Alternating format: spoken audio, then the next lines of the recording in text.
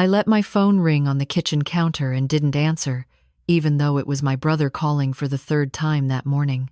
It was 9:12 a.m. My coffee was still hot, and the trash truck was already halfway down the street. I stood there counting the rings, noticing a sticky note on the fridge that wasn't in my handwriting. I peeled it off, folded it once, and set it beside my keys. That was the moment I realized everything I trusted about being looked after was about to fall apart. The morning started the way most of mine do now, quiet, measured, predictable in small, comforting ways. I woke up at 6:40 a.m. without an alarm, the same time my body has chosen since I retired. The house was still dark, the kind of dark that belongs only to early hours in late fall, when the sun hesitates. I padded into the kitchen in socks, turned on the under-cabinet light, and filled the kettle at the sink. The faucet squeaked when I twisted it shut. I made a note, as I always did, that I should probably replace that washer soon. While the water heated, I checked the calendar hanging beside the pantry. Tuesday. Nothing circled in red. No doctor's appointment. No lunch with anyone. No reason to rush. I poured coffee grounds into the filter. 2 scoops, leveled with the back of the spoon. The kettle clicked off. Steam fogged the lower cabinet door as I poured the water slowly, careful not to spill. These were the parts of the day that still felt entirely mine. My phone was face down on the counter, where I'd left it the night before. I didn't touch it until the coffee finished dripping. I poured a mug, added a splash of milk, and carried it to the small kitchen table by the window. From there, I could see the maple tree in my front yard, its leaves mostly gone now, bare branches cutting thin lines against the gray sky. The trash truck rumbled somewhere down the street, metal banging against metal, a sound I'd learned to measure time by. When it passed my neighbor's house, I knew I had about 2 minutes before it reached mine. That was when my phone started ringing. I didn't pick it up right away. I never do. I've learned that if something is truly urgent, people will leave a message. The phone vibrated against the counter, a soft, insistent buzz. When it stopped, I took a sip of coffee. It was still too hot. I set the mug down and stood, carried it back to the counter, and added a cube of ice from the freezer. The ice cracked loudly when it hit the ceramic. The phone rang again. I glanced at the screen this time. My brother's name, Daniel. The call went to voicemail before I could decide what to do. I didn't feel annoyed. I didn't feel worried. Mostly, I felt tired. Though it was still early, Daniel had a way of calling when he wanted to talk through something, and those conversations always took longer than either of us planned. I carried my coffee back to the table just as the phone rang for the third time. I stayed where I was. I sat down, wrapped my hands around the mug, and watched the steam rise. The trash truck stopped in front of my house. I stood, walked to the door, and pulled it open just far enough to roll the bin to the curb. Cold air rushed in, sharp against my face. The driver nodded as he passed. I nodded back. When I closed the door, the house felt warmer than before. The phone stopped ringing. I realized then that I'd made a choice, not a dramatic one, just a small, ordinary decision to let the call go unanswered. It was the kind of thing people do every day. Still, I knew exactly how it would look if someone were watching. A woman my age ignoring her brother's call on a weekday morning. I didn't bother justifying it to myself. I simply put the phone in my pocket and went back to the table. That was when I noticed the note on the refrigerator. It was a pale yellow sticky note, placed just above the handle, slightly crooked. The handwriting was neat, rounded, careful, not rushed. It read, "Remember to log into the account before noon." I stood there for a moment, reading it twice. I didn't recognize the handwriting. That alone wasn't alarming. I've had notes from repairmen, from neighbors, from friends, but this one felt different. Not because of what it said, exactly, but because of where it was. I'm particular about my refrigerator. Notes go on the corkboard by the phone or on the desk in the den. Never there. I reached up and peeled the note off. The adhesive made a faint, tearing sound. I folded it once, carefully, and slipped it into the pocket of my cardigan. I didn't throw it away. I didn't take a picture of it. I didn't ask myself any questions yet. I finished my coffee standing up, then rinsed the mug and set it in the rack to dry. When I pulled my phone from my pocket, there was a voicemail from Daniel. I didn't play it. I could see the preview text, just checking in. Call me when you get this. There was also a missed call notification from an unfamiliar number. No voicemail attached. I carried my phone into the living room and set it on the side table beside the armchair. The room looked the same as it had the night before, the throw blanket folded over the back of the couch. The lamp turned slightly inward, the way I like it. Nothing out of place. I sat down and reached for the newspaper, still wrapped in its plastic sleeve by the door. As I bent to pick it up, I noticed my laptop on the desk was open. I'm certain I had closed it the night before. I always do. Old habit from years of working with shared systems, even after I started working from home. I crossed the room and looked at the screen. The login page was visible, but the cursor blinked in the password field as if someone had just clicked there and stepped away. I closed the laptop without touching the keyboard. I told myself there was a reasonable explanation. Maybe I'd left it open without remembering. Maybe I'd meant to check something and got distracted. I'm 68 years old, not a machine. Forgetting things happens. I said that out loud, quietly, to the empty room. It sounded practical, convincing, even. Still, I didn't reopen the laptop. Instead, I went into the bedroom and made the bed, smoothing the sheets, tucking the corners the way I always have. I straightened the stack of mail on the dresser. Utility bill, grocery circular, a letter from the public library system, with my name printed neatly on the envelope. That one caught my attention. I picked it up, slid a finger under the flap, and opened it. It was a thank you letter. Formal, brief. They were grateful for my years of service and pleased to inform me that my application to volunteer as a part-time archival consultant had been received.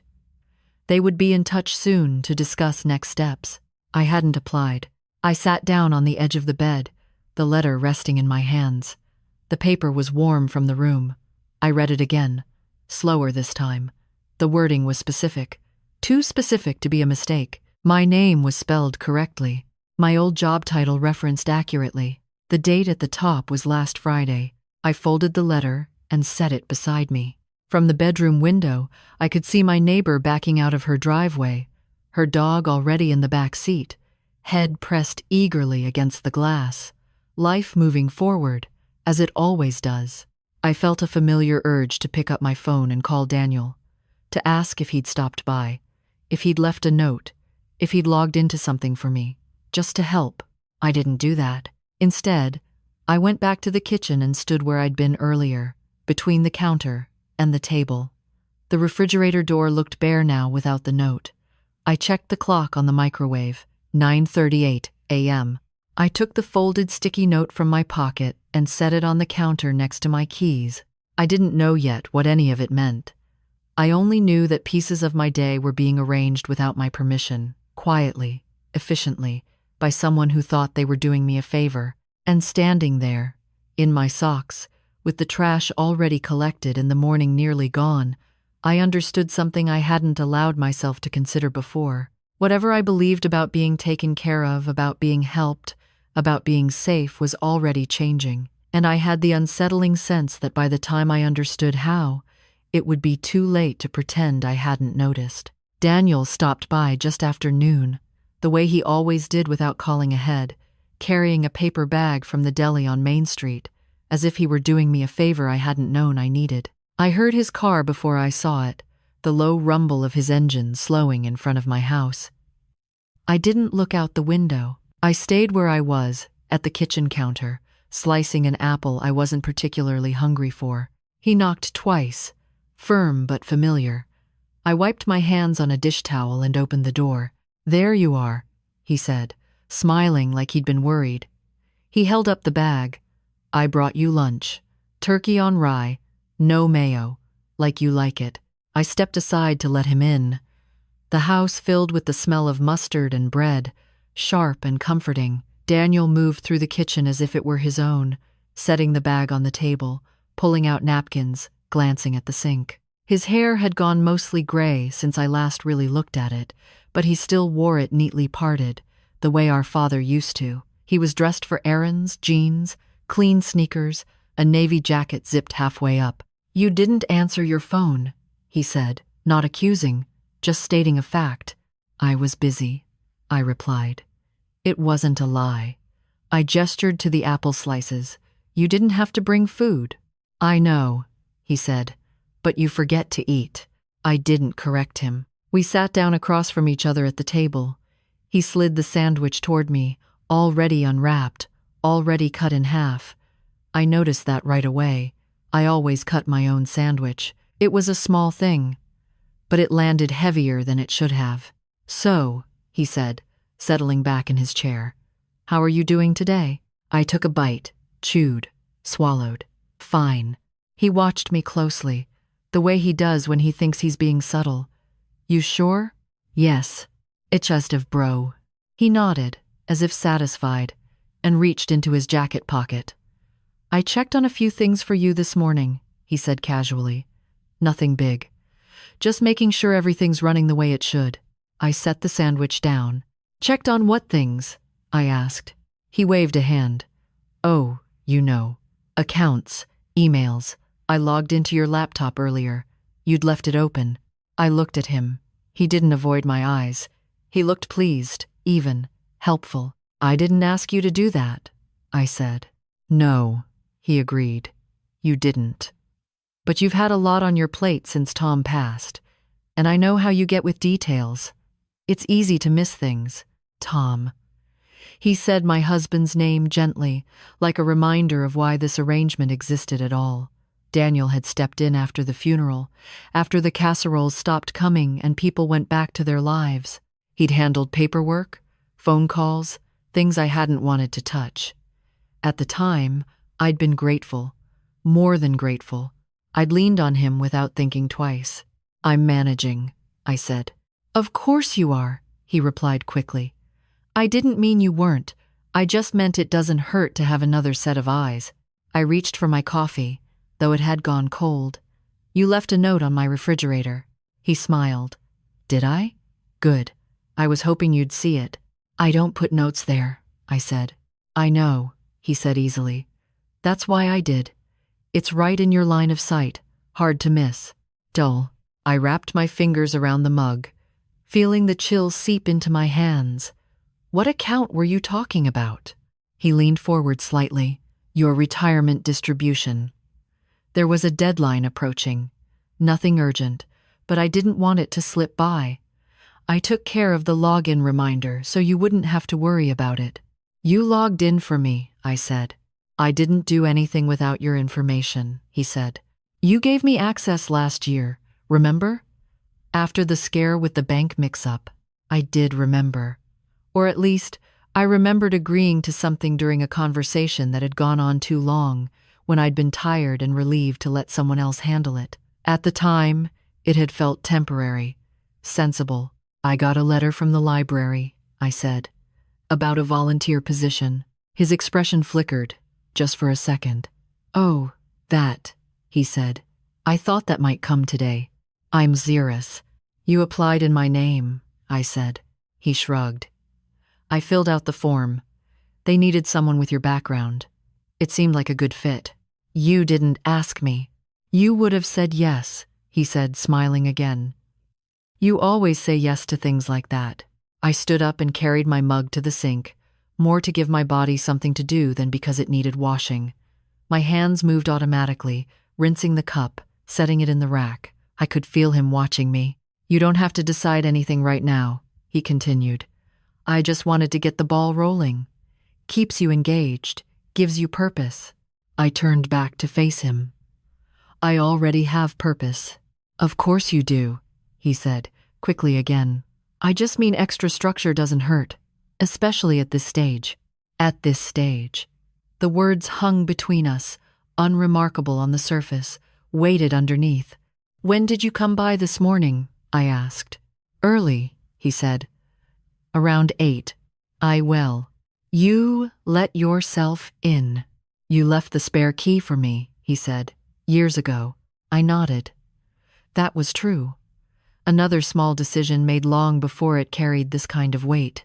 I didn't realize you were still using it, I said. He laughed lightly. I didn't think it mattered. We sat in silence for a moment. Outside, a car passed, tires hissing on damp pavement. Daniel folded his napkin carefully, aligning the edges. I worry about you, he said finally. That's all. I'm your younger brother, but I've always been the practical one. You know that. I did know that. Daniel had always been organized, steady, the one who remembered deadlines and kept lists. Growing up, he'd handled things our parents didn't want to deal with. I'd been the one who smoothed things over, who listened. Our roles had been set early. I appreciate your concern, I said. I know you do, he replied, and I'm not trying to take anything away from you. I'm just making sure nothing slips through the cracks. I reached into the pocket of my cardigan and took out the folded sticky note. I set it on the table between us, smoothing it flat. This isn't how I want to be reminded of my own life, I said. He glanced at the note, then back at me. You're reading too much into it. Maybe, I said, but it's still mine to read. He sighed, the sound patient, practiced. You don't have to make this a thing. Ax. I looked at my brother, at the familiar shape of his face, the careful concern, the certainty that he was doing the right thing. I realized then that he truly believed that. There was no malice in it, no scheming, just a quiet confidence that he knew better than I did what was best for me now. That's the problem, I said softly. You've already made it a thing. He opened his mouth to respond, then stopped. His phone buzzed on the table. He glanced at it and stood, tucking it back into his pocket. I should get going, he said. I'll check back in later. Call me if you need anything. I will, I said. He hesitated, then reached for the sandwich wrapper, gathering it up. At the door, he turned back. Try not to overthink, he said. I've got you covered. After he left, the house felt different. Not empty, not quiet, just adjusted, as if someone had moved the furniture an inch to the left. I stood by the door for a long moment, listening to his car pull away. Then I walked back to the table, picked up the sticky note, and folded it again, slower this time. I didn't throw it out. I put it in the drawer with my important papers, between the warranty for the washing machine and Tom's old insurance card. I wasn't ready to confront anything yet, but I was beginning to understand the shape of what I was dealing with. And I knew, with a clarity that settled deep in my chest, that whatever came next would require me to pay attention in a way I hadn't before. The days after Daniel's visit fell back into a routine that looked familiar on the surface but felt slightly misaligned underneath, like a picture hung just off level. I woke at the same time. I made the same coffee. I watered the fern by the window on Wednesdays and folded laundry on Fridays. From the outside, nothing had changed, but I noticed myself pausing more often, standing still in the middle of a room, trying to remember whether I'd already decided something or whether the decision had quietly been made for me. On Thursday morning, I sat at the small desk in the den with my laptop open in front of me. I'd turned it on deliberately this time, typed in my password slowly, deliberately, watching each character appear. The desktop loaded the way it always had, neat rows of folders, the background photo of Lake Erie I'd taken years ago on a windy afternoon. Everything looked normal. I opened my email. Several messages were already marked as read. I knew I hadn't read them. I was careful about that sort of thing. I liked seeing what was new, liked opening each message in order, clearing them one by one. It was a habit I'd kept from years of administrative work, when missing an email could ripple outward into a dozen problems. One message, in particular, caught my attention. It was from the community center downtown, the one that hosted lectures and workshops for older adults. I remembered attending a seminar there once, years ago, about local history. The subject line read, Availability and Scheduling. I opened it. The thread went back several days. Someone from the center had written, thanking me for my interest in facilitating a weekly discussion group. They'd suggested Tuesdays or Thursdays, mornings preferred. Below that was a reply from me, at least from my email address. The message was polite, concise, and completely in my voice. It thanked them for reaching out, explained that mornings were better, and suggested Tuesdays as a standing time. It even mentioned that I preferred small groups and informal discussion, all things that were true, all things I would have said. I stared at the screen for a long time. There was no sense of violation exactly, no spike of fear. Instead, I felt something closer to displacement, like discovering someone had been living in your house while you slept, not stealing anything, not making a mess, just moving through the rooms as if they belonged there. I scrolled down. There were calendar invites attached, tentative dates, notes about room availability. The conversation had progressed far enough that canceling now would require explanation. I closed the email without responding. That afternoon, I drove to the grocery store. I needed milk, eggs, and bread. Ordinary things. I pushed the cart slowly down the aisles, reading labels, comparing prices. Halfway through the store, my phone buzzed. Daniel's name flashed on the screen. I let it buzz, once, twice, then stop. At the checkout, the cashier smiled and asked how my day was going. I told her it was fine. She rang up my items, bagged them neatly. When I reached for my wallet, it wasn't in my purse. I felt a flicker of panic then, quick and sharp. I stepped aside, letting the next customer move forward, and dug deeper into the bag. Keys, sunglasses, a folded receipt, no wallet. "I'll be right back," I told the cashier. "I must have left it in the car." She nodded, unconcerned. In the parking lot, I unlocked my car and opened the glove compartment. My wallet was there, exactly where I never put it. Inside, everything was intact: cash, cards, my driver's license. Tucked behind the license was a small white card I didn't recognize. I pulled it out. It was a business card from a local financial planning office. Daniel's name was handwritten on the back, along with a date from the previous week. I sat in the driver's seat with the door open, the cold air spilling in around my ankles. I didn't try to reconstruct how the wallet had gotten there. I didn't need to. The pattern was beginning to form on its own. Back home, I put the groceries away and stood for a long time in front of the open refrigerator, staring at the shelves. Milk on the left, eggs in the door, everything in its place. I closed the door and leaned back against the counter. It occurred to me then that nothing of material value had been taken from me. My money was still there. My house was still mine. No locks had been changed, no documents forged. If I tried to explain what was bothering me, I wouldn't have the language for it, not in a way that wouldn't make me sound ungrateful or paranoid. What was being taken was quieter. Choice. Timing. The small, ordinary decisions that made up a day. On Saturday morning, I drove to the public library. I hadn't planned to. I just needed to be somewhere that wasn't my house. The building smelled the same as it always had: paper, dust, that faint chemical scent from the cleaning solution they used on the floors. I nodded to the security guard at the entrance, a young man who smiled back without recognizing me. In the reference section, I ran into Linda, a former colleague. She'd retired a year before I did and still came in occasionally to help with special projects. "Look at you," she said, her face lighting up. "I heard you might be coming back in some capacity." End quote. I frowned slightly. "You did?" She nodded. "Word travels, the archival consultant thing. That's exciting." "I haven't agreed to anything," I said. She tilted her head. "Huh, that's not what I heard." We stood there between the shelves, the quiet pressing in around us. Linda's expression shifted, curiosity giving way to something more careful. "Well," she said slowly, "if you do, you'd be great. They could use someone who actually knows how things work." I have cruised. After she walked away, I stayed where I was, one hand resting on the spine of an old encyclopedia. I tried to imagine explaining this to her, to anyone, that I felt myself being rearranged, subtly, politely, by someone who loved me. That evening, Daniel called again. I answered this time.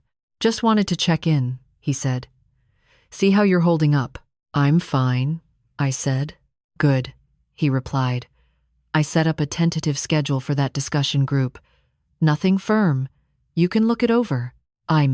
I'd like you to stop doing things for me without asking," I said. There was a pause. "I thought you'd appreciate not having to worry about it." "I worry more now," I said. He sighed. "You're focusing on the wrong part of this." After we hung up, I sat in the darkened living room, the lamp off, the only light coming from the street lamp outside. I thought about all the times I'd stepped in for someone else, made a call, filled out a form, smoothed a path, because it seemed easier. I'd never questioned my right to do so. I'd assumed it was helpful. The difference, I realized, was consent. Late that night, I opened my laptop again. I went through my settings, slowly, carefully. I changed passwords. I logged out of accounts. I didn't make a show of it. I didn't tell anyone what I was doing. When I finished, I shut the laptop and sat back in my chair. The house was quiet. My phone lay face down on the desk. For the first time in days, I felt something settle into place, not relief exactly, but awareness. Whatever this was, it wasn't going to announce itself loudly. It would continue the way it had begun, through small, reasonable actions that added up to something much larger. And I understood then that if I didn't intervene, not with anger, not with accusations, but with intention, I would slowly disappear into a version of my life that had been designed without me. The invitation arrived the following Monday, not by email this time, but by regular mail, thick, cream-colored paper folded neatly inside a long envelope. My name printed in dark blue ink. I recognized the logo immediately, the Riverside Women's Collective. I stood at the kitchen counter, turning the envelope over in my hands, feeling the weight of it, heavier than it needed to be for what was likely just a letter. I didn't open it right away. I made my coffee first. I fed the stray cat that had taken to sitting on my back step in the mornings. I wiped down the counter, aligned the salt and pepper shakers, straightened the stack of mail beside the fruit bowl. Only then did I slide a finger under the flap and pull the letter free. They were inviting me to participate in a pilot program mentorship for women over 60, transitioning into second or third careers, volunteer leadership, or community-facing roles. It wasn't a commitment, the letter emphasized, just an informational meeting, a conversation. They'd gotten my name through a colleague who'd spoken highly of my years managing public systems and people. I smiled, despite myself. This wasn't something Daniel could have arranged in advance. This was too specific, too personal. Someone had thought of me not as someone who needed help, but as someone who could offer it. The meeting was scheduled for Thursday afternoon, downtown, in a converted brick building that used to house a textile factory. I circled the date on my calendar with a pen, pressing harder than usual. I didn't tell Daniel. That alone felt like a decision. On Thursday morning, he called anyway. "I'm stopping by later," he said. "We need to talk through a few things." "I have plans," I replied. There was a brief silence. "Plans?" "Yes," he cleared his throat. "What kind of plans?" "I'll be out," I said, "this afternoon." "Where are you going?" I hesitated, then decided I didn't owe him an itinerary. "Downtown." Another pause. "Longer this time." "I wish you'd told me," he said. "I'm telling you now," I replied. He laughed softly, as if I'd made a small joke. "All right. Call me when you're back. We'll go over everything then." The word landed wrong. I hung up and sat at the table, staring at the phone. For a moment, I considered calling back, explaining where I was going, why it mattered. I imagined his response, concern, practicality, a list of reasons it might be tiring or unnecessary. He wouldn't forbid me. He didn't need to. He'd simply reposition the decision until it no longer felt like mine. So I didn't call back. I left the house at 1 o'clock, locking the door behind me and checking the handle twice. The drive downtown took 25 minutes. I parked in a metered spot and fed the machine with coins. listening to the satisfying clink as each one dropped in. The building was easy to find. Red brick softened by age, tall windows letting in pale afternoon light. Inside, the room buzzed with low conversation. Women my age and older sat at round tables, cups of tea in their hands, coats draped over chairbacks. There was laughter, real laughter, not polite. I felt something loosen in my chest as I took it in. I signed in and took a seat near the back. The facilitator, a woman in her early 50s with short gray hair and a confident voice, spoke about agency, about experience, about the false idea that usefulness has an expiration date. She didn't say anything radical. She didn't need to. Every sentence felt like it was filling a space I hadn't realized had been hollowed out. During a break, a woman named Carol sat beside me. She'd retired from accounting and now helped small nonprofits with budgeting. "It's nice," she said, stirring her tea, "to be asked what you want to do instead of being told what you should stop doing." I nodded. "Yes," I said, "it is." By the time the meeting ended, the sky outside had darkened. I walked back to my car slowly, my head full but clear. I wasn't committed to anything yet. That wasn't the point. The point was that I'd been there by my own choosing.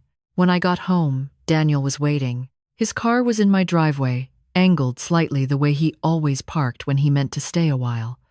I sat in the driver's seat for a moment before getting out, my hand resting on the steering wheel. I could leave, go for a walk, put this off. Instead, I gathered my bag and stepped out into the cooling air. He was inside when I opened the door, standing in the living room, his jacket draped over the back of the chair. He turned toward me, relief crossing his face.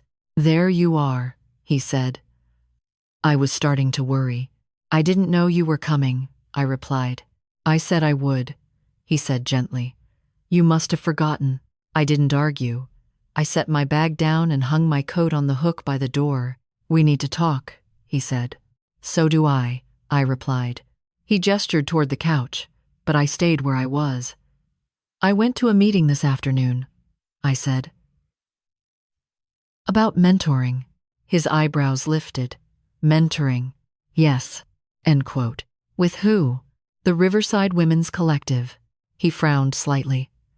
"I don't know that group. They reached out to me." He crossed his arms. "I wish you'd mentioned it. I could have looked into it first." "I didn't want you to," I said. The room went quiet. Outside, a car passed, headlights sweeping briefly across the wall. "Why not?" he asked. "Because I wanted to hear it for myself," I said, without commentary. He studied me for a long moment. "You're pulling away," he said finally. "No," I replied. "I'm stepping back into my own space." He shook his head. "This isn't like you." I felt a flicker of something, then not anger, not fear, recognition. "This is exactly like me," I said. "You just haven't needed to see it in a while." He opened his mouth, then closed it again. His expression shifted, uncertainty creeping in where confidence usually sat. "I'm trying to help," he said. "I know," I replied. "That's what makes this hard." He was crated. We stood there facing each other, the space between us filled with all the small decisions he'd made on my behalf, and all the ones I was only just reclaiming. "I need you to stop managing my life," I said. "Not later, not gradually. Now." His jaw tightened. "You're overreacting." "Maybe," I said, "but it's still my reaction." He looked away, toward the window. "I don't want to see you get overwhelmed." "I don't want to disappear," I replied. That stopped him. He turned back to me slowly, something unsettled in his eyes. For the first time since this began, I saw him hesitate, not because he didn't care, but because the ground beneath his certainty had shifted. "I'll think about it," he said. "I need more than that," I replied. He gathered his jacket, his movements stiff now. "Let's talk again tomorrow," he said, "when you've had some rest." After he left, I locked the door and leaned against it, my heart beating faster than I expected. I hadn't planned for that conversation to be the moment everything tipped, but I knew, standing there in the quiet, that it was. The invitation on my kitchen counter, the meeting downtown, the The words I'd finally said out loud, they weren't just events. They were a line I'd crossed, and nothing on the other side of it was going to fit back into the shape it had been before. The morning after Daniel left, I woke with the uneasy feeling that something had already happened while I was asleep. Not a dream, exactly, more like the sense you get when you realize you've missed a step on the stairs but somehow stayed upright. I lay still for a moment, listening. The house was quiet. No footsteps, no voices, just the faint ticking of the clock in the hallway, steady and indifferent. I got up slowly and went through my usual routine, but every action felt slightly deliberate now, as if I were watching myself from a short distance away. I made coffee and stood at the counter while it brewed, resisting the urge to check my phone. When I finally did, there were 2 missed calls from Daniel and a text that read, "Let me know when you're awake." I didn't respond. Instead, I opened my laptop. I'd changed several passwords the night before, but not all of them. Some accounts I'd left untouched on purpose. I wanted to see what would happen if I didn't announce my boundaries, if I simply adjusted the ground beneath them and waited. My email loaded. There was a new message from the Riverside Women's Collective, thanking me for attending and asking if I'd be interested in a follow-up conversation. I smiled and began typing a response, careful and clear, when another notification appeared in the corner of the screen. Calendar updated. I frowned and clicked over to my calendar. A new event had been added to the following Tuesday morning. Financial review, Daniel. No invitation request, no question, just there, occupying 2 hours of my time. I stared at it longer than I needed to. This was new. Daniel had always suggested meetings, asked when I was free, framed things as conversations. This wasn't that. This was placement, assumption. I didn't delete the event right away. I wanted to understand how it had gotten there. I opened the event details. It had been created using my account, timestamped late the previous night. I closed the window without making changes. Down the hall, the phone rang. I let it ring until it stopped. Then it rang again. I waited. When it stopped a second time, I picked it up. "Yes?" I said. "You didn't answer," Daniel said. His voice sounded tight, controlled. I thought something was wrong. "I was busy," I replied. "With what?" I was thinking. He exhaled slowly. "I added something to your calendar. I saw." "Good. Then we're on the same page." "We're not," I said. There was a pause. "You're upset," he said. "I get that. But this is exactly why structure helps." "Structure for whom?" I asked. "For you," he said immediately. Then, after a beat, "For us." I leaned back in my chair and looked out the window. A woman was walking her dog past my house, the leash slack, the dog sniffing every mailbox with purpose. No one was rushing them. "I didn't agree to that meeting," I said. "You don't need to agree to every step," he replied. "That's what I'm here for." I closed my eyes. "Daniel," I said, "do you hear yourself?" "I hear concern," he said. "I hear responsibility. I hear you deciding," I said. Again, he was quiet for a moment. "You're making this adversarial," he said finally. "I'm naming it," I replied.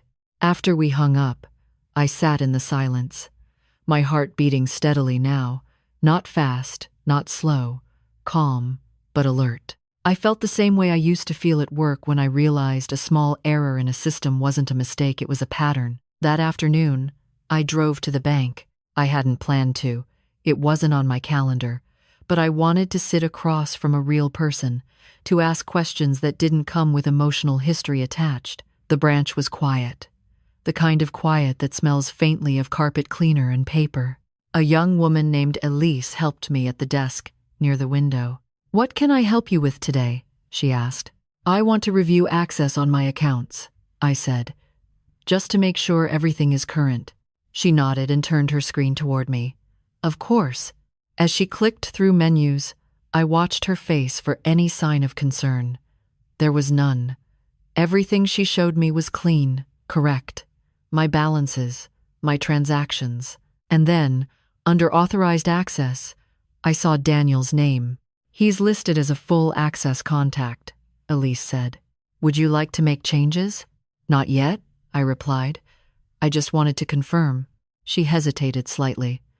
You can limit access without removing him entirely, she offered. View only, for example. I nodded. I'll think about it. When I left the bank, I sat in my car for a long moment before starting the engine. The sky had cleared, sunlight glinting off windshields in the parking lot. Nothing dramatic had happened. No confrontation. No discovery of fraud. Just confirmation. On the drive home, my phone buzzed with a text from Daniel. I added a few reminders for you. Nothing major. I didn't reply. At home, I found the reminders immediately. Sticky notes, real ones this time, placed carefully around the house. On the bathroom mirror, refill prescription. On the desk, check emails. On the fridge again, call insurance. All things I already knew. I stood in the kitchen and looked at them, one by one. They weren't aggressive. They weren't threatening. They were thoughtful, even. That was the problem. This wasn't about control through force. It was control through anticipation, through preempting my choices until there was nothing left to decide. I peeled the notes off slowly and placed them in a neat stack on the table. That evening, I attended a small gathering at the community center, an informal discussion group, not the mentorship program, just a circle of people talking about books they'd read recently. I went because I wanted to be in a room where no one knew my brother, where no one had opinions about my capacity. On the drive there, my phone rang. I didn't answer. When it rang again, I turned it off. The conversation that night was unremarkable. A woman talked about a mystery novel she'd loved. A man complained about the ending of a biography. I listened, spoke when I wanted to, stayed quiet when I didn't. No one corrected me. No one scheduled anything on my behalf. When I got home, it was late. The house was dark and still. I turned my phone back on. There were 6 missed calls and 3 texts. Are you okay? Please call me. This isn't like you. I didn't respond. Instead, I went to the desk, opened my laptop, and deleted the calendar event Daniel had added. The screen asked if I was sure. I clicked yes. I didn't feel triumphant. I felt steady. Before bed, I gathered the stack of sticky notes from the kitchen table and placed them in the same drawer as the first one. They sat there together now, evidence not of a single incident, but of accumulation. Lying in bed, I thought about how easy it would be to let this continue, to allow someone else to manage the edges of my life until the center disappeared. I understood why people did it. It was comfortable. It felt like care. But comfort, I was learning, came with a cost. And if I didn't start paying attention to the smallest charges, now the notes, the calendar entries, the decisions made in my name, then one day I would wake up and realize I had given away something far more difficult to reclaim. Sleep came slowly, but when it did, it was deep. And underneath it all was a quiet certainty. I was done pretending these were coincidences. The following week unfolded with a strange duality. On the surface, it looked calmer. Daniel stopped leaving notes around the house. He didn't add anything new to my calendar. When he called, his tone was lighter, careful, as if he were stepping across thin ice and didn't want to hear it crack. If I hadn't been paying attention, I might have believed the tension had eased, but underneath, something else was happening. I began to notice how often other people deferred to decisions that hadn't come from me, decisions that somehow already existed by the time I arrived. On Tuesday morning, I went to the community center downtown for a follow-up conversation with the Riverside Women's Collective. This time, it wasn't a group meeting, just coffee with 2 coordinators in a small room that smelled faintly of citrus cleaner and old books. I arrived early and took a seat by the window, setting my bag at my feet. When the 2 women came in, smiling and warm, one of them glanced at her notebook and said, "We're so glad you could make time for us, especially with everything else you've got going on." I paused. "What do you mean?" She looked up, surprised. "Your schedule. Daniel mentioned you had a lot on your plate." My stomach tightened. "Daniel?" "Yes," she said. "Your brother. He called last week to confirm availability. He wanted to make sure we weren't overloading you. The other woman nodded.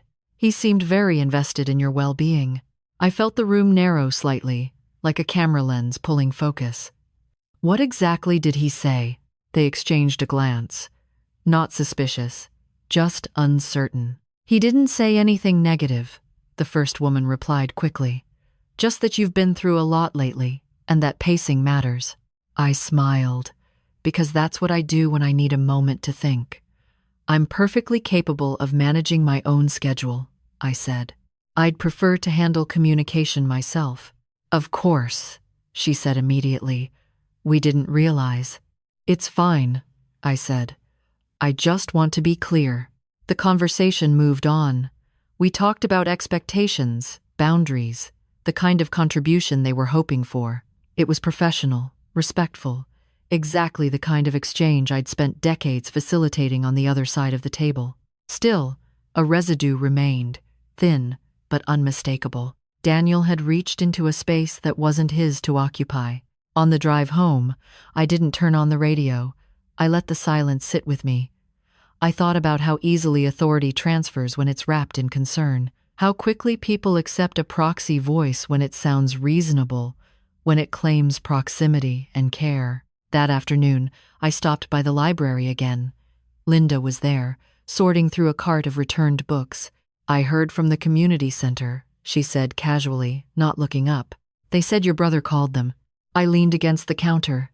Yes, he did. She glanced at me then, reading my expression. That okay with you? No, I said. The word surprised me with its firmness. She nodded once. Good to know. Linda didn't offer advice. She didn't soften it.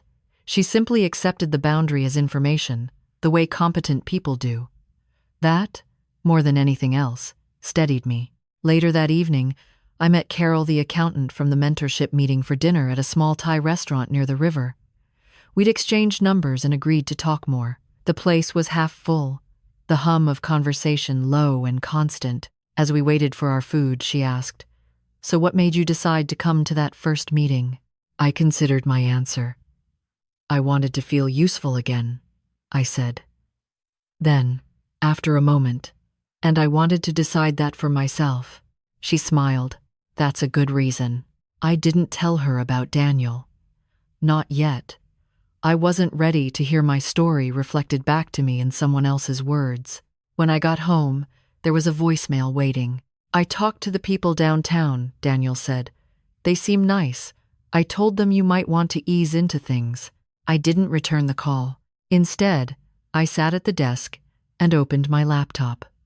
I pulled up my email settings and scrolled through the activity log. It took a few minutes, but there it was. A list of login locations, timestamps, IP addresses. Most were mine, one wasn't. Late night. Previous week. From Daniel's home address. I stared at the screen, my pulse steady, my breathing even. This was the first time I'd seen it laid out so plainly. No interpretation required, no room for misunderstanding. I printed the page and folded it carefully. That night, I didn't sleep much, not because I was anxious, but because my mind was busy reorganizing itself, reframing years of interaction under a new light. Not rewriting the past, just understanding it differently. In the morning, I called the bank again. I'd like to change access levels on my accounts, I said calmly. Effective immediately. The representative didn't question me. She asked for verification, processed the request, and confirmed when it was done. Daniel would still be listed. He just wouldn't be able to move anything, schedule anything, or speak on my behalf. When I hung up, my phone buzzed almost instantly. What did you do? Daniel asked without preamble. I adjusted access, I replied. You didn't tell me. I'm telling you now. There was a sharp inhale on the other end. You're pushing me out. I'm repositioning myself, I said. You don't trust me anymore. That's not the point, I replied. This isn't about trust. It's about agency. Weiss. He was quiet for a long moment. When he spoke again, his voice was lower, strained. You're letting other people get into your head. I closed my eyes. No, Daniel. I'm finally listening to myself. After the call ended, I sat very still. The house felt unchanged, but I felt different inside it, more present, more solid. The fear I'd expected never arrived. What came instead was a kind of clarity that doesn't ask permission. Later that day, I walked to the mailbox and found a flyer tucked inside an announcement for a panel discussion on aging and leadership. One of the speakers' names was circled in pen, with a note in the margin. "Thought of you." I smiled and slipped it into my bag. For the first time in weeks, the future didn't feel like something being managed for me. It felt open again, uncertain, yes, but genuinely mine. And I understood then that the real conflict wasn't with my brother alone. It was with the idea that care and control are the same thing. They aren't. And I wasn't willing to confuse them any longer. Once you start looking for something, you see it everywhere. That was the thought that followed me through the next few days, not with panic, not even with anger, but with a steady, almost clinical awareness. I wasn't hunting for proof anymore. I wasn't trying to catch Daniel in the act. I was simply paying attention to the residue he'd already left behind. It turned out to be more extensive than I'd realized. On Wednesday morning, I received a call from my primary care office. The nurse on the line spoke cheerfully, as if continuing an ongoing conversation. "Hi, we're just calling to confirm that you'll be bringing your brother with you to next week's appointment," she said. "I won't be," I replied. There was a pause. "Oh, he usually attends." "I know," I said. "He won't be this time." Another pause. Longer. "All right. I'll note that." After I hung up, I stood in the kitchen holding the phone, staring at the wall above the sink. It wasn't the fact that Daniel had attended appointments that had started after Tom died, when I'd appreciated the company. It was the assumption that his presence was standard, expected, permanent. That assumption hadn't come from nowhere. Later that afternoon, I drove to the pharmacy to pick up a refill. The pharmacist smiled when she saw me. "Your brother called earlier," she said, scanning the label. "He wanted to make sure you were still on the same dosage." "I am," I said, "and I'd like that information to come from me from now on." Her smile faltered slightly. "Of course, I'll update the file." It was always that easy. That was what struck me most. No one resisted. No one argued. They accepted the correction as soon as it was spoken. The barrier hadn't been external. It had been my silence. That evening, I sat at my desk and opened the folder where I'd been collecting things. Not evidence, exactly. Just fragments, the printed login record, the sticky notes, the bank confirmation email.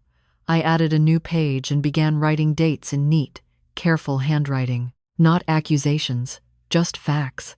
Thursday, community center confirmed scheduling through Daniel. Monday, calendar event, added without consent. Previous week, login from non-primary location. Seeing it laid out that way stripped the situation of its emotional fog. This wasn't chaos.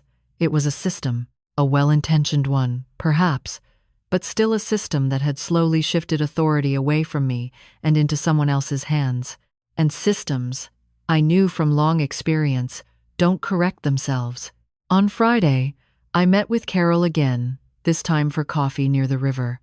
The cafe was loud, full of conversations overlapping, cups clinking, steam hissing from the espresso machine. We found a small table by the window. "You seem different today," she said after a few minutes. More settled. "Dame." "I am," I said. "Or at least, I'm getting there." She stirred her coffee, watching me. "You don't have to tell me anything you don't want to," she said. "But if you ever need a sounding board," I nodded. "My brother has been managing parts of my life without really asking," I said finally. "And I let it happen longer than I should have." She didn't react with shock or sympathy. She just nodded again. "That happens," she said, "especially when it starts as help." "Yes," I said. "Exactly. She leaned back slightly. "So, what are you going to do?" "I already started," I replied. That night, I opened my laptop one more time and went deeper into settings I'd never had reason to examine before. Shared access, delegated permissions, forwarding rules. It took longer than I expected. Each layer revealed another small accommodation I'd made without thinking. A checkbox ticked, a password shared, a preference set to make things easier. I'm Rita's. By midnight, I'd disabled every automatic forward, every shared inbox, every silent handoff. When I finished, I closed the laptop and sat in the dark, listening to the house settle. My phone rang at 12:17 a.m. I didn't answer. The voicemail came through seconds later. "You locked me out," Daniel said. His voice was tight now, stripped of its usual calm. "I was just trying to help. Call me." I listened to it once, then I saved it. The next morning, I woke early and went for a walk before breakfast. The air was cold enough to sting my lungs, the sky pale and cloudless. As I walked, I noticed how light my body felt, how steady my steps were. No dizziness, no confusion, no signs of the fragility that seemed to justify so much intervention. When I got back, there was another voicemail, and another. By noon, I had 6. I didn't listen to them all. I didn't need to. Instead, I sat at the table and wrote a single message. "Daniel, I need you to stop contacting people on my behalf. This isn't about pushing you away. It's about restoring boundaries. I'm asking you to respect that." I read it twice before sending it. The reply came quickly. "You're making a mistake. Everyone agrees you've been overwhelmed. Everyone." I felt something then, not anger, not sadness. Resolve. I opened the folder again and added one more page. On it, I wrote a single sentence.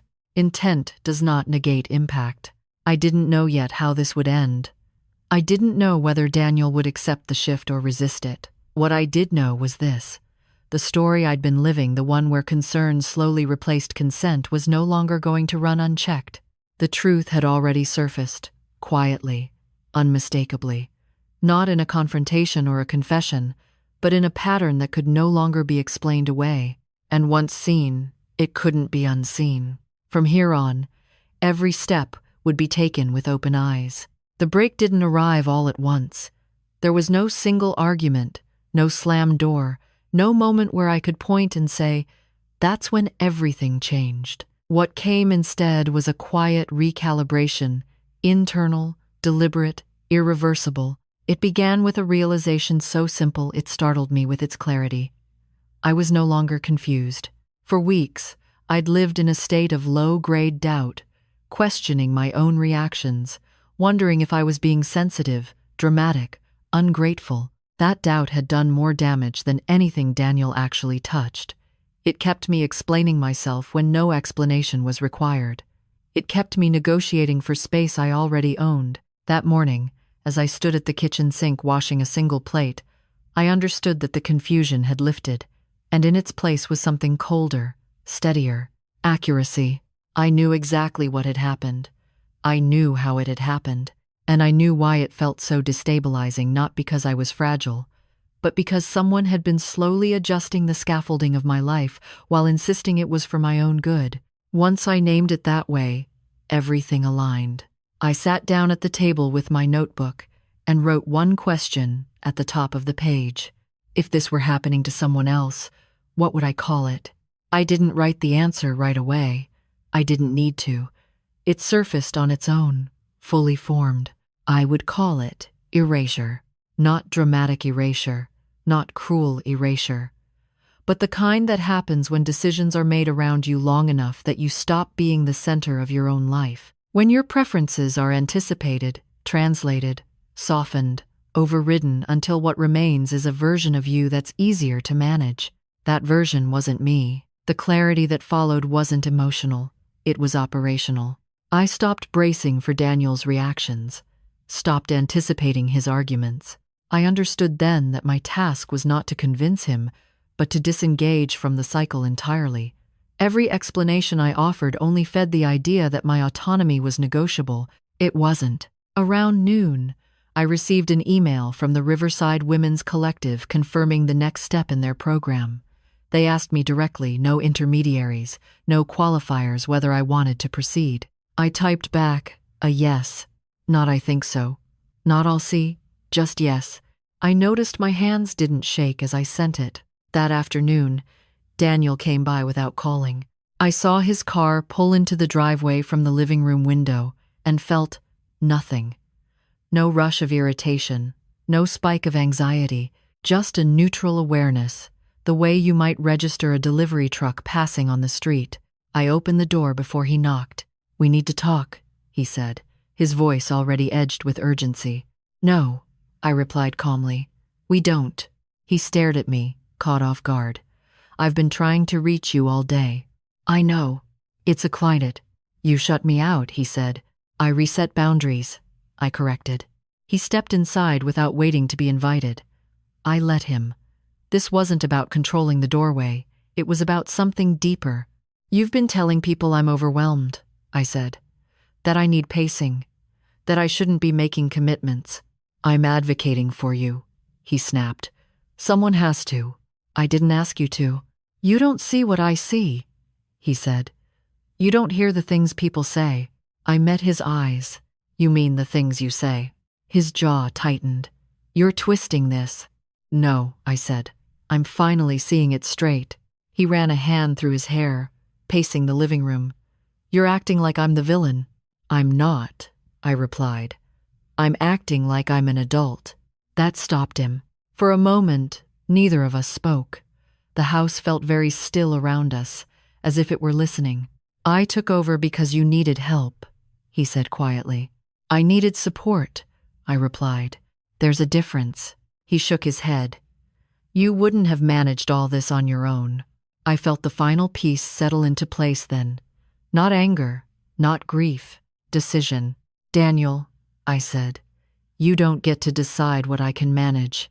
His voice rose. "I'm your brother." "Yes," I said. "Not my proxy." The silence that followed wasn't dramatic. It was conclusive. He looked at me as if he were seeing me for the first time, not as someone diminished, not as someone in need of oversight, but as someone who was no longer available for negotiation. "You're making a mistake," he said again, quieter now. "I'm making a choice," I replied. He left shortly after. No apology, no resolution, just a door closing softly behind him. I locked it. That evening, I didn't replay the conversation. I didn't catalog what I should have said differently. I made dinner. I ate slowly. I washed the dishes and dried them by hand, listening to the sound of the towel against the plates.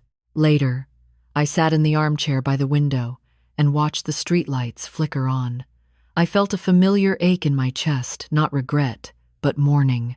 Not for the relationship as it was, but for the version of myself that had accepted less than full agency for too long. That version had done the best she could with the information she had. I thanked her silently, then I let her go. Before bed, I took out the folder one last time. I didn't add anything to it. I didn't need to. Its purpose had been served. It had helped me move from doubt to certainty, from uncertainty to action. I placed it in the back of the drawer and closed it. The clarity that followed wasn't loud. It didn't announce itself with confidence or relief. It simply existed, solid and unyielding. From that point on, I knew one thing without question. No one was allowed to live my life for me anymore. After the door closed behind Daniel, the house felt larger than it had in years. Not emptier, just expanded, as if the walls had shifted outward to make room for something I hadn't realized was missing. I stood where I was for a moment, my hand still on the lock, listening to the quiet settle back into place. Then I went to the desk.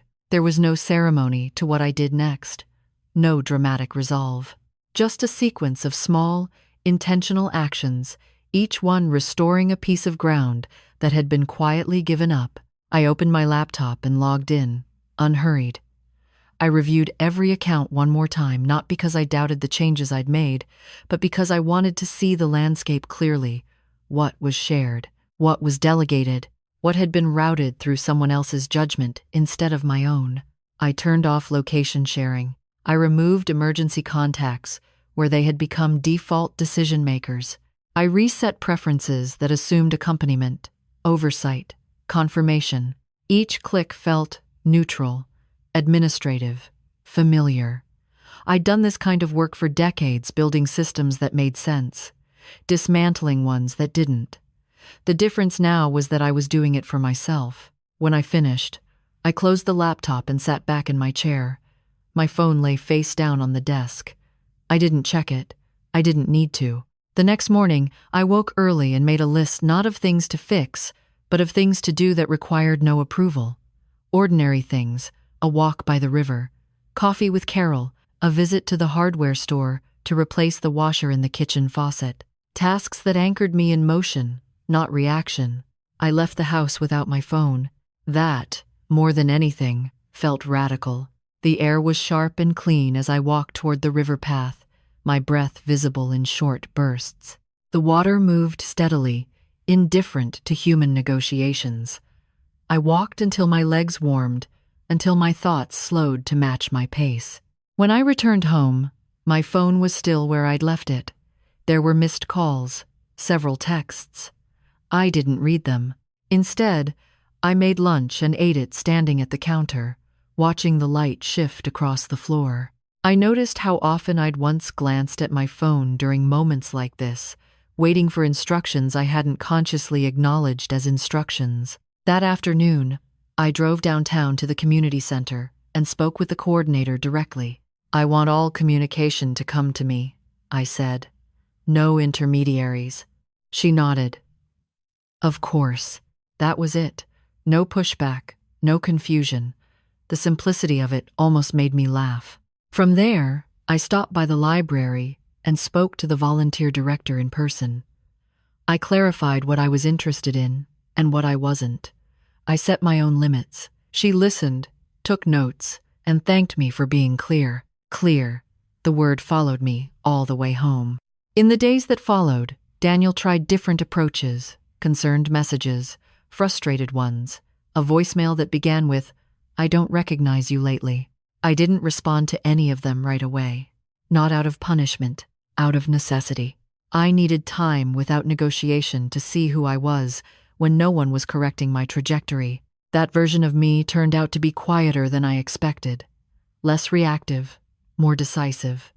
I stopped explaining myself to people who hadn't asked for an explanation. I stopped softening my words to make them easier to accept. When Daniel showed up again, a week later, I didn't invite him in. We stood on the porch, the cold pressing in around us. "I'm worried about you," he said. "I know," I replied. "You're isolating yourself." "I'm choosing my company," I said. "That's not the same thing." "It is," I said, "when the alternative is being managed." He looked at me for a long moment. "You're serious," he said. "Yes, and you're not going to talk this through." "I already have," I replied. "With myself." He exhaled slowly, his breath fogging the air. "You don't need to do this alone." "I'm not," I said. "I'm just not doing it with you at the center." I weigh. Something in his expression shifted, then not anger, not understanding, adjustment. The beginning of it, at least. "I don't know how to be your brother if I'm not helping," he said quietly. I considered that. "You can help by listening," I said. "By asking. By letting me say no." He nodded once, stiffly. "I'll try. That's up to you," I said. "Not me." When he left, I felt no rush of victory, just a calm certainty that I'd said what needed to be said, without excess. That night, I sat at the table and opened the drawer where I'd kept the notes, the printouts, the records. I didn't need them anymore. They'd done their work, guided me from unease to clarity, from clarity to action. I didn't throw them away. I bundled them neatly and placed them in a box at the back of the closet, where other completed chapters lived, not erased, just finished. Over the next several weeks, my life settled into a new rhythm. I attended the mentorship program on my terms. I took on projects that interested me and declined those that didn't. I scheduled my own appointments. I showed up alone and was treated as fully capable, because that's how I presented myself. Occasionally, someone would ask, "Isn't your brother usually with you?" "No," I'd say, and that was the end of it. The most surprising part wasn't how others adjusted. It was how quickly I did. Agency, I learned, is a muscle. It strengthens with use. One evening, as I was locking up the house, I noticed the kitchen faucet no longer squeaked. I'd replaced the washer myself that afternoon, hands steady, instructions followed to the letter. It was a small thing, but it made me smile. Before bed, I checked my phone. There was a single message from Daniel. I'm trying to understand where I fit now. I stared at it for a moment, then typed back. That's something you'll have to figure out, just like I did. I set the phone down and turned off the light. The quiet that followed wasn't absence, it was space. And for the first time in a long while, it belonged entirely to me. The shift didn't announce itself. There was no apology, no dramatic confrontation, no clean moment where everything settled into a new, comfortable shape. What came instead were reactions small, uneven, and often disguised as concern. They arrived in waves. It started with the phone calls I didn't answer and the messages I didn't return right away. Friends who had known Daniel longer than they'd known me began checking in, their questions carefully neutral. Your brother seems worried, one woman said over coffee, her tone gentle. He's mentioned you've been under a lot of stress, another added during a book club meeting. I listened. I nodded. I didn't correct them immediately. I wanted to hear how the story was being told when I wasn't in the room. What struck me wasn't malice. It was certainty. A quiet, shared assumption that something had changed in me, not in the arrangement that had existed before, that I had become difficult, resistant, less reasonable. I understood then that reclaiming authority doesn't just rearrange your life. It disrupts other people's comfort with the roles they've come to rely on. One afternoon, I received an email from a longtime neighbor asking if everything was all right. She'd heard I'd pulled back recently. The phrasing was careful, but the implication was clear. I wrote back simply, I'm fine. I'm just making my own decisions again. She replied with a thumbs up emoji and nothing else. At the community center, things were smoother. People met me where I stood. They didn't ask why I'd made changes. They responded to the fact that I had. That contrast mattered more than I expected. It showed me how much friction had been coming from familiarity, not necessity. Daniel's reactions were harder to ignore. He oscillated between silence and sudden attempts at connection, dropping by with groceries I hadn't asked for, sending articles about aging and independence, leaving voicemails that hovered uncomfortably between concern and accusation. You don't have to prove anything, he said in one message. I'm not proving, I replied in my head. I'm living. I didn't say it out loud. Instead, I kept moving forward. I committed to the mentorship program officially, setting clear boundaries around time and responsibility. I joined a planning committee for a local lecture series. I booked a weekend trip on my own, nothing extravagant, just a quiet town a few hours away where I could walk unfamiliar streets and drink coffee without anyone watching the clock for me. Before I left, Daniel called. You didn't mention you were going away, he said. I didn't need to, I replied. He sighed. I just like to know where you are. I know, I said. That's part of what's changing. The trip was uneventful in the best way. I checked into a small inn, unpacked my bag, and sat by the window as dusk settled over the street below. No one asked if I was tired. No one reminded me of anything. I ate dinner when I wanted, went to bed when I felt like it, woke without obligation. On the second morning, I sat in a cafe and overheard a conversation between two women at the next table. One of them was complaining about her mother's stubbornness, how she wouldn't let anyone help, how she insisted on doing everything herself. I just worry she'll make a mistake, the woman said. The other nodded sympathetically. At least you're trying. I stirred my coffee slowly and thought about how often trying becomes the justification for taking over. How worry, left unchecked, can masquerade as authority. When I got home, there was a note taped to my door. Daniel's handwriting. Can we talk when you're back? I peeled it off and folded it once. I didn't throw it away. I didn't answer it right away either. The conversation came 2 days later, in my living room, with the windows open and the late afternoon light slanting across the floor. I feel like I lost my place, he said, standing near the bookshelf, hands in his pockets. "You didn't lose it," I replied. "It changed." He nodded slowly. "People are asking questions." "I know. I was 5. They think you're pushing everyone away." I met his eyes. "I'm pushing control away. That's not the same thing." He sat down heavily on the edge of the chair. "It feels personal." "It is," I said. "Just not in the way you think." He looked down at his hands. "I don't want to be the bad guy." "You're not," I replied. "But you were in charge of things that weren't yours to manage." The words hung between us, not sharp, just clear. "I thought I was protecting you," he said. "I believe that," I said. "But protection that doesn't ask permission becomes something else." He didn't argue with that. That felt like progress. Still, the ripple effects continued.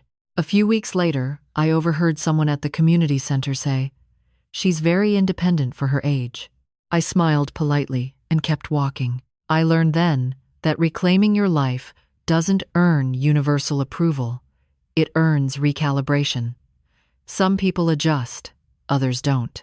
And a few decide the story is easier if you're framed as unreasonable. That was the hardest part, not the logistics, not the conversations, but the subtle rebranding of my character in other people's minds.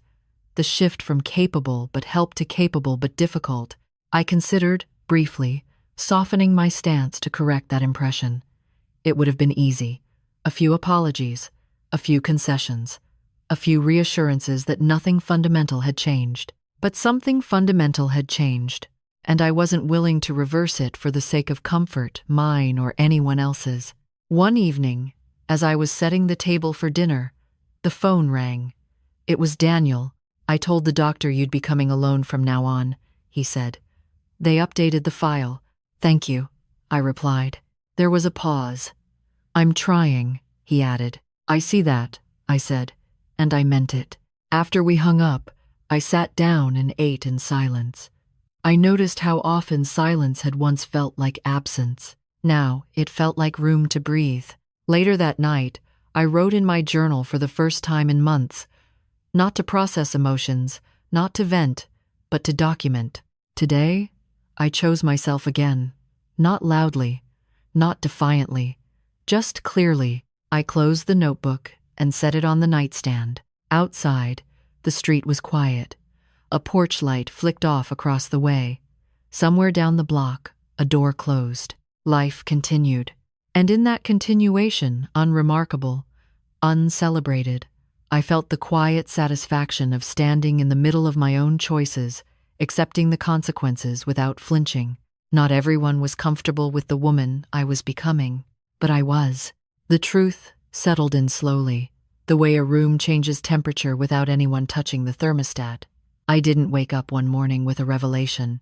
I arrived at it through accumulation, through repetition, through the steady evidence of how people behaved once I stopped letting them steer. It became clear that there was no villain in this story. That realization surprised me more than anything else. For a long time, I'd framed the situation as something that had gone wrong, someone crossing a line, overstepping a boundary. That framing made sense at first. It gave the discomfort a shape, a source. But as the weeks passed and Daniel adjusted awkwardly, imperfectly, but genuinely, I saw something else underneath it all. He hadn't wanted power. He'd wanted certainty. Certainty that I was safe. Certainty that things wouldn't fall apart.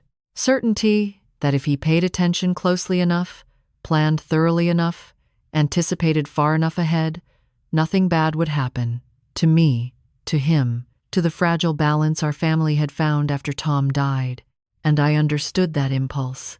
I'd lived most of my life being the person who smoothed the edges, who made sure nothing slipped through the cracks. I'd been the one others leaned on when uncertainty made them uncomfortable.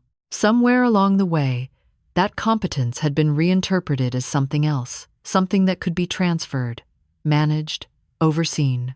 Daniel didn't wake up one day and decide to shrink my life. He simply stepped into the space I left open when grief made decisions feel heavy and never stepped back out. The danger wasn't his intent. It was the quiet agreement between us that allowed intent to replace consent. Once I saw that, the conflict changed shape. It stopped being about him versus me, or control versus independence. It became about something subtler and far more common. What happens when love confuses care with authority, and no one questions it because the tone stays gentle? That understanding softened something in me, but it didn't undo anything I'd already done. Because good intentions don't reverse consequences. One afternoon, Daniel and I sat at the same kitchen table where he'd once cut my sandwich in half without asking.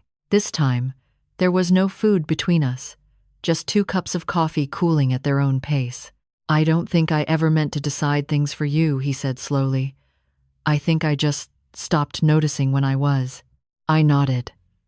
"That's how it usually happens." He looked down at his hands. It felt responsible, like I was doing what people expect. "People expect certainty," I said, "especially around aging, especially when someone loses a spouse. They expect decline, and then they organize everything around that expectation." He was quiet for a moment. "I didn't think of it as decline." "No," I said. "You thought of it as prevention." That landed. The truth was, Daniel hadn't believed I was incapable. He'd believed that capacity was fragile, that it needed guarding, buffering, controlling. And in doing so, he'd removed the very conditions that keep capacity alive: choice, risk, engagement. I didn't need to explain that to him. He was beginning to see it on his own. But here was the twist I hadn't anticipated, the one that took me longer to accept. I had participated. Not actively, not maliciously, but willingly, at first. I'd handed over small decisions because I was tired, because it was easier, because grief had narrowed my focus to survival, and letting someone else handle the edges felt like relief. That didn't make me weak. It made me human. But it also meant I couldn't position myself solely as someone something had been done to. I had to acknowledge the moment when accommodation turned into abdication, not to assign blame, but to understand the mechanism. That was the real ethical shift. This wasn't a story about stopping a bad person. It was a story about interrupting a dynamic before it calcified into something irreversible. And once I understood that, my sense of justice changed. Justice wasn't punishment. It wasn't exposure. It wasn't winning. Justice was restoration. Restoring myself to the center of my own life. Restoring Daniel to a role that required consent, not assumption. Restoring our relationship to one that could exist without management as its foundation. That kind of justice is quiet, unremarkable, easy to miss from the outside, but it's the kind that lasts. In the weeks that followed, I noticed how often people praised Daniel for stepping back, as if restraint were an act of generosity. I let that pass. It wasn't my job to correct their language. I knew the truth. Stepping back was necessary, not noble. What mattered was that he did it. I also noticed how often people praised me for being strong now, as if strength were something I'd suddenly acquired.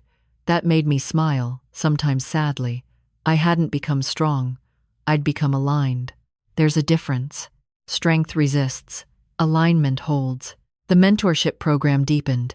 I took on a small leadership role, guiding conversations rather than directing outcomes. I watched women my age wrestle with the same unspoken tension between gratitude and resentment, between safety and suffocation. I didn't tell them what to do. I didn't need to.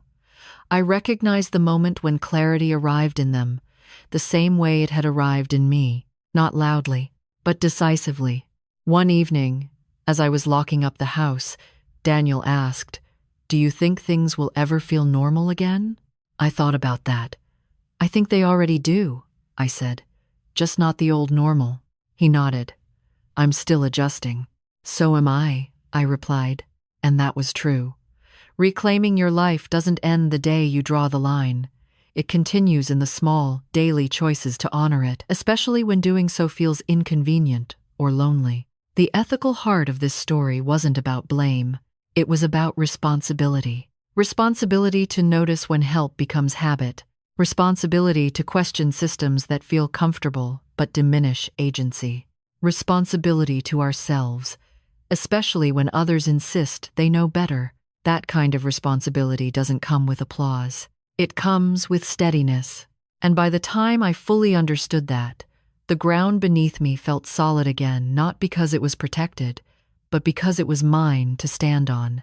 The collapse I'd sensed at the beginning had happened after all, just not the way I'd expected. What fell wasn't my safety. It was the illusion that being cared for meant being controlled.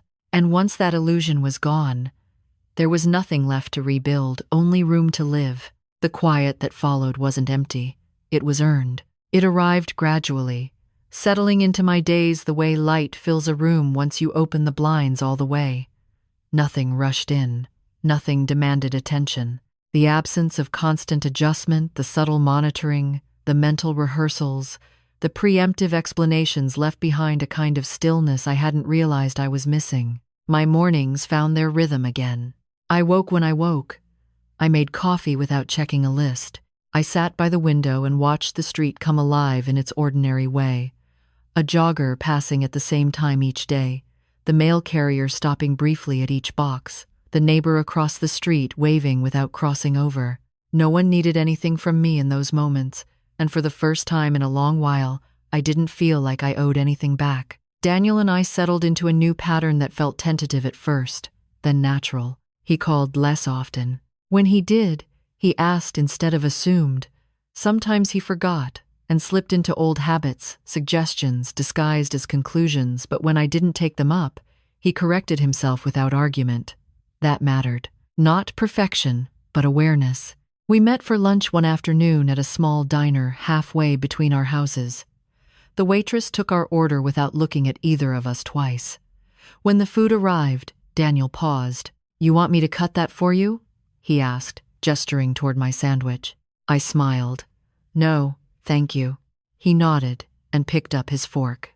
It was a small moment, ordinary, and because of that, it felt monumental. I didn't tell him how much it meant. I didn't need to. Some understandings don't require commentary. The mentorship program became a steady part of my week. I stopped thinking of it as something new and started thinking of it as simply mine. The women I worked with began bringing friends. The conversations deepened. We talked about boundaries, yes, but also about desire, about curiosity, about what it means to continue shaping a life rather than managing its decline. I recognized myself in their questions, and I recognized how far I'd come in my answers. One woman asked me once, "How did you know when to stop letting people decide for you?" I thought about it before replying. "When the help started costing me more than it gave," I said. She nodded slowly, as if filing the thought away for later. At home, I changed little things.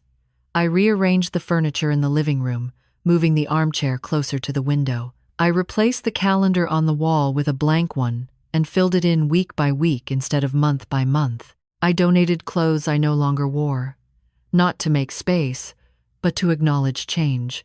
I didn't announce these shifts. I didn't document them. I lived them. Occasionally, someone would still ask, "Are you sure you're okay doing all this on your own?" I'd smile and say, "Yes." Not defensively, not defiantly, just plainly. And that answer, I learned, didn't invite debate when it wasn't delivered with apology. One evening, as I was locking up the community center after a late meeting, Carol walked out with me. "You seem settled," she said, "in a way I don't see often." "I feel settled," I replied. She laughed softly. "Most people don't arrive there without something breaking first." I thought about that. "Something did break," I said, "just not me." At home that night, I opened the drawer where I'd once kept records and reminders of what had gone wrong. I slid it open out of habit, then paused. The drawer was empty now, repurposed for batteries and instruction manuals. I closed it again. That chapter didn't need archiving anymore. Before bed, I stood in the kitchen and noticed how quiet the faucet was, how smoothly the cabinet doors closed, how the refrigerator held only what I put there. These weren't symbols, they were just facts. But facts have weight when they accumulate. I went to sleep easily. The dreams I had then were unremarkable snippets of conversation, flashes of places I'd been that day. No spirals, no urgency. When I woke, I felt rested in a way that went beyond sleep. Weeks later, Daniel asked me, "Do you ever miss how things were when I handled more?" I considered the question honestly.